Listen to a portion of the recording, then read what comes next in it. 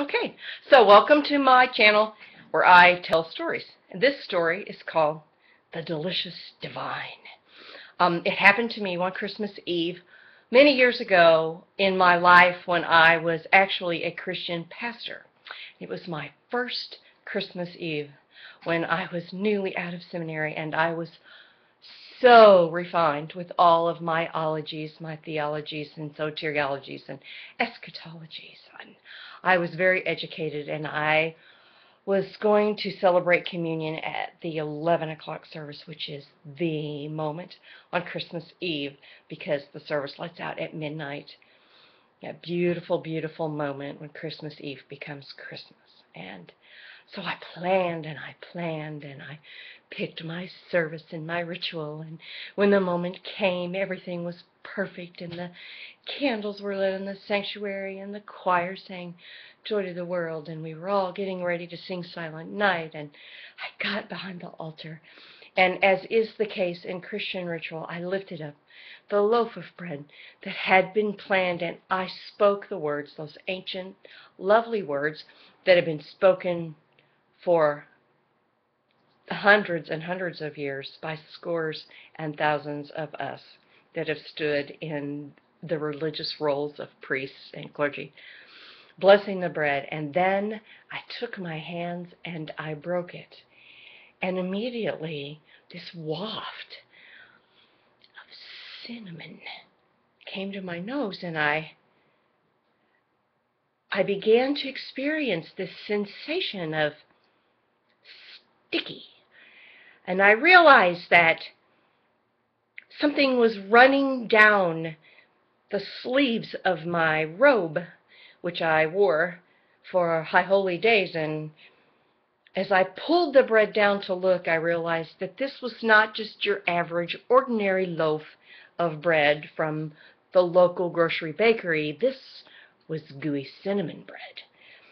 And it was Christmas Eve, and the candles were lit, and it was perfect. And instead of serving people bread and grape juice, because in the church where I was, Methodist Church, we don't use real wine, instead of serving them bread and cup like I was supposed to, I had sticky, gooey cinnamon bread.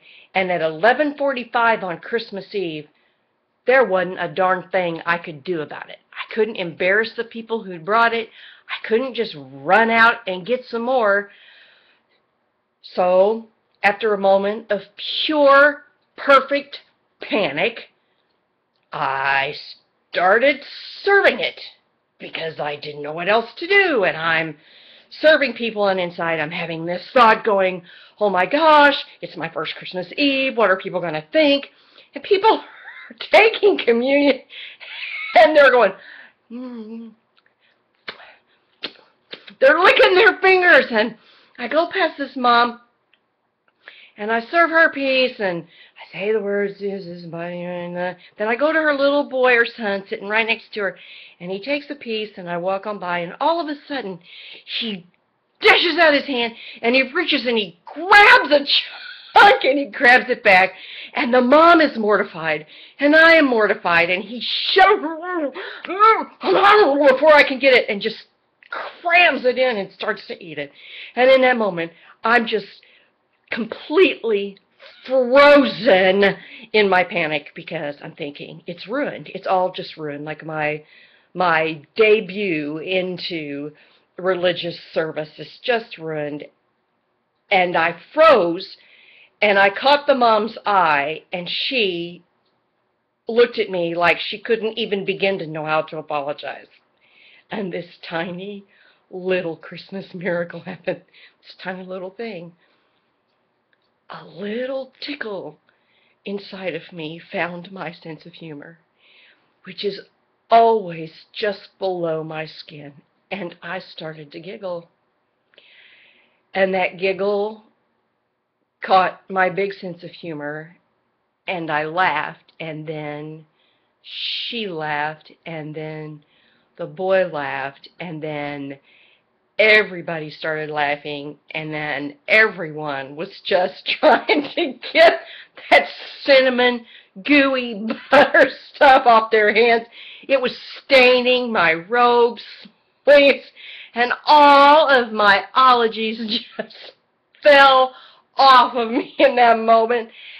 And I realized that they had forgotten to teach me something in seminary.